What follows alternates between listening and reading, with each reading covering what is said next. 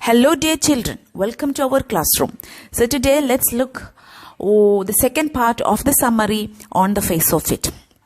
So we were just talking about Jerry's concern about his face and his introverted mindset, and Mr. Lamb was trying to convince him, trying to motivate him, right? Yeah. Now let's see what's happening. Jerry is obsessed with what people say and comment about him. We knew already it. People remind Jerry that there are people even worse than him in the world. He might be blind, dumb, or mad by birth. Sometimes people can be very cruel. A woman looked at him. A woman can stare at him. She said to another woman, "Look at that. That's a terrible thing." So by seeing his Jerry's face, a woman is just telling another lady, "Look at that boy. His face, oh my God, it's so terrible." So she told her that only a mother could love such a face. Mr. Lamb advised Jerry to keep his ears shut. So it's just like that, as Mr. Lamb said before, there will be different types of comments, or there will be different types of staring, whatever. You have to close your eyes and ears for the things that we don't want to get it. Okay, open your eyes, open your ears for rest of the thing in this world. We already discussed about it, right? Yes. Jerry says that he doesn't like being near people. He can't stand people staring at him and passing cruel comments about him. Of course, right? Yeah. Mr. Lamb reminds Jerry that he can't lock himself up in a room and never leave it.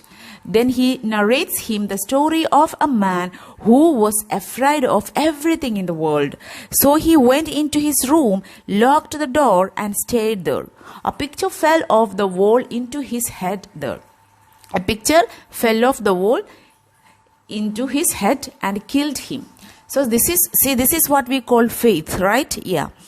So that's why Lamb is like always welcoming his life, whatever it is, however it is, or he's like ready to accept his life as it is.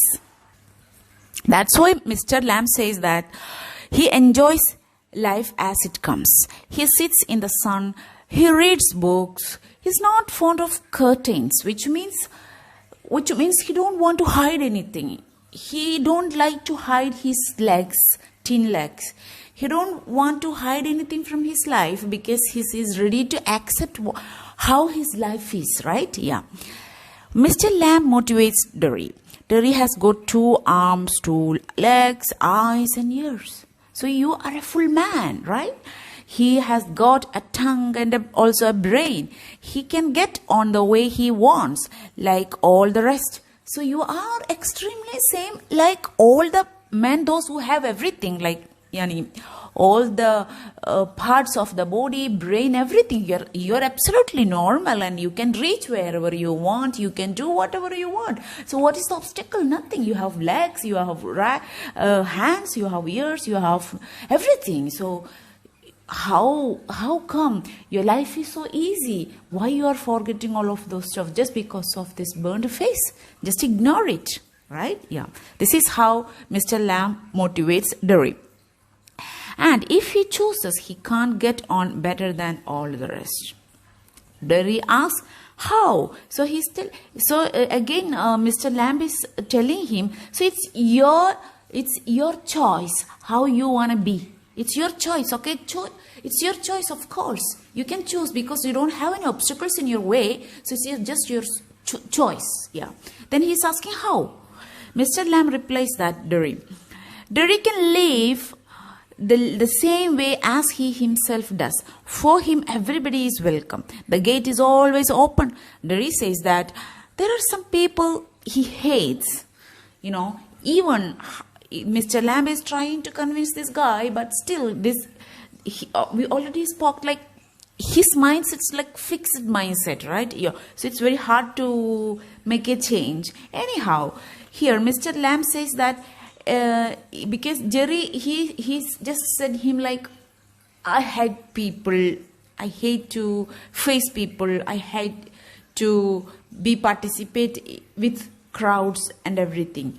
Then here, Mr. Lamb says hatred is more harmful than a bottle of acid. See, hatred is, very important point, is more harmful than a bottle of acid. Okay, bottle of acid, what is, it's just your face burn, but hatred is more harmful. Derry gets up and prepares to go. He says he'll come back. Okay, anyway, there were a long conversation between Derry and the lamb, and now Derry has to go back. So he said, okay, I'll come back. Let me go now. Mr. Lamb says, in generally, people say so, but never come back. Generally, Lamb says like, yeah, okay, but people say so, which is, okay, people say they will come back, but never come back. It's not happening. And Derry comes home. His mother wants him not to go back there. Okay. Derry assures her, his mother, that she need not fear. Only an old man with a tin leg lives there. He has a huge house and a garden. He is Mr. Lamb. So just Derry gave an introduction about Mr. Lamb. He says things nobody else has ever said. Yeah. So already he told his mother that this guy, he spoke to me in a different way. So now Derry felt the difference. Okay. So it's work out. Yes. Derry runs to Mr. Lamb's garden. He opens the garden gate. He cries. But he just ran to Mr. Lamb, but once he reached there, he was really shocked. He cried. What happened there? Suddenly he cried because of Mr. Lamb. I am here. Because of that excitement, he cried. But suddenly what happened? There is a crash. The ladder falls back. Mr. Lamb also fell down with it. Suddenly, all those things happened suddenly, like, this folder fell down, and this Mr. Lamb also fell down, and unfortunately he died. Derry begins to weep, of course, right? It was really, really painful and also unexpected, because with this long conversation, they build a relation between them, and the Derry was like a strong person, like he never changed, like such an introverted person, and he began to change, his mind began to change, but at that same time, Mr. Lamb, his motivator, has died. Then he goes on crying, Lammy Lamb, I did. So here, Mr. Lamb said that people say so, people say that they will come back, but never come back. But here, Derry, he came back, right? That's why he said, I did, I came back. I come back, he said. But what happened? Yeah, they parted. Derry. But here, at the end, what happening is, Mr. Lamb, before he died, what he just shared, or he done his part to Derry, like, we can clearly see that the change which is happening in Derry's mind, right? Yeah. So this is the end of the story. We know that it's a tragedy, it's so painful, but there is another part which is like Derry changed, right? We can see clearly his mind has been changed. So we are expecting like Derry never be like before. He will come forward.